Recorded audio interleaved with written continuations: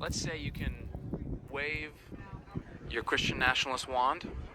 We wake up tomorrow in a Christian nation, a Christian nationalist nation as you're describing, all right? There's a lot of fears that people have. Here's one of them. Will women have the right to vote tomorrow if you wave that magic Christian wand? No. Okay, why not? I want to get into why not. Yeah, that's great. Yeah. Because if we had a Christian nation tomorrow and women did have the right to vote, we would not have a Christian nation within 50 years. Okay, elaborate a little bit on that. Because the husband has been appointed by God as the head of his home. And no-fault divorce and women's suffrage, more than anything else, ultimately split the household. So we're not talking about women not having a say in society.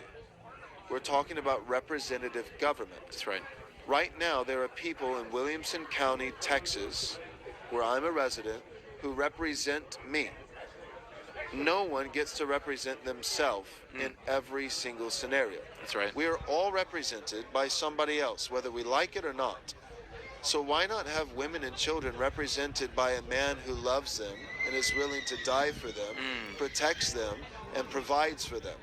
I would love to be represented by just one person in civil government who has that level of commitment to me. That's good. So it's not about, men get to vote and women don't, and no, it's about the household vote. The individual building block of society, according to the Word of God, is not atomistic individuals.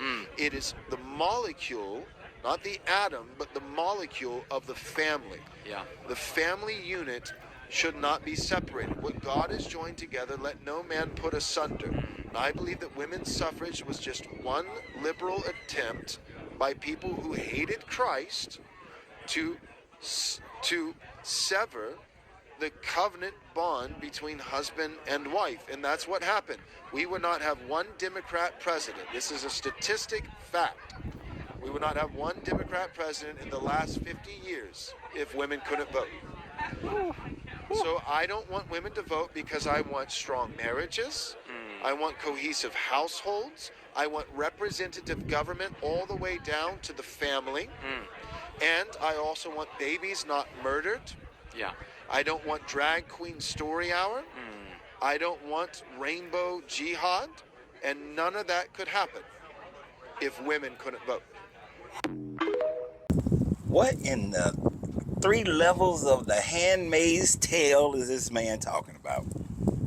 You see, this is the problem with Christian nationalists, is they have this idealistic fantasy about a Christian-ran nation, as if America, prior to women's suffrage, was a Christian-ran nation. History exemplifies that America has never been a Christian nation. Sure, the country in itself that was stolen from the natives was done by Christians. The overwhelming majority of people who came to the Americas were Christians. But they made sure to put in their documentation of the creation of this nation that it would never, ever, ever be a theocracy. And what was going on? He said that no babies will be murdered. But prior to women's suffrage and prior to Roe versus Wade, babies were being murdered in the back rooms with unskilled doctors and nurses and with dirty instruments. And many women died of infections. What else was happening prior to the last 50 years? Men would have multiple families. Men were able to beat their wives. Women weren't able to get out there and work for themselves, provide for themselves. So what this man effectively is saying is that he wants to go back to a time frame when a woman wouldn't divorce a man because the woman would then be marked by society.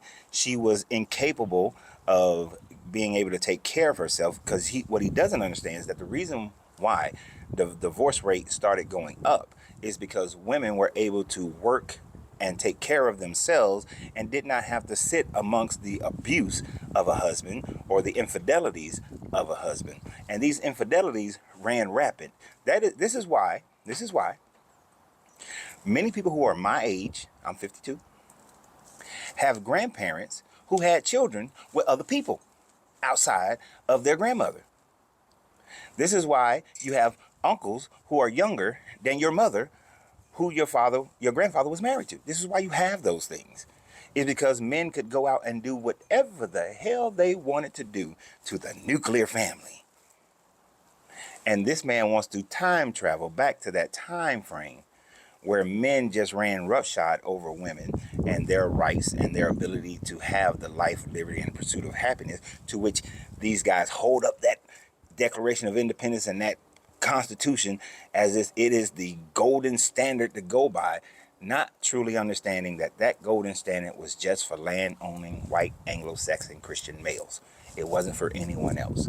And if you take that slippery slope of getting rid of women's rights to vote, the next group are the minorities.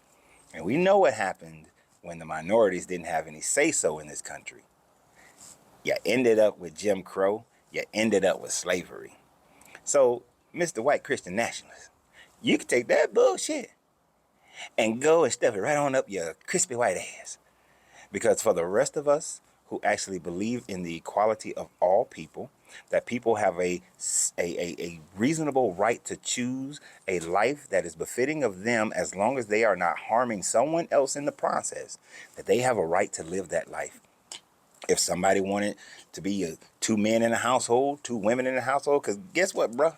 That was going on too prior to women's suffrage. If they wanted to do that, as long as they're not harming someone else, who gives 3 levels of hell fuck why? What they're doing. If people wanted to have multiple wives, if everybody agree, fine. If somebody want to have multiple husbands, if everybody agree, fine. And guess what? Your Republicans ain't all that they cracked up to be. Neither are the Democrats. Both of them suck in my opinion. But people have the right to choose whatever they desire to choose as long as it's not harming someone else's rights. And you are trying to dictate the rights of someone else. That is tantamount to slavery.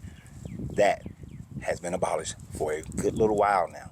I know it's still kind of fresh, because when the scope of human society of modern day history, we've only had generally worldwide freedom for like the last 50, 60 years.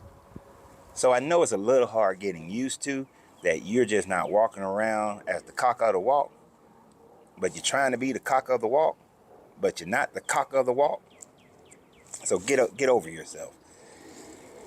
Oh, yeah. This is why we have to make sure that these small groups don't take over. This is what happened in Nazi Germany. Nazism was a small group that took over a large country. And when they did, they ruined the whole country for a while. Thankfully, they've made a comeback. But if you let these small groups infiltrate and take over, then that's what you have to look forward to. And it could get like that. It won't be a race war. It won't be a gender war. It'll be a freedom from tyranny war. Who was it? I think it was Thomas Jefferson that said, no, he said the tyranny of the majority, not the tyranny of the minority. But in this instance, the tyranny of the minority can supersede the wealth and freedom of the majority. But y'all have a great day. And remember always that you have to free yourself to be yourself, because your greatness is non-negotiable. Good journey, good vibrations.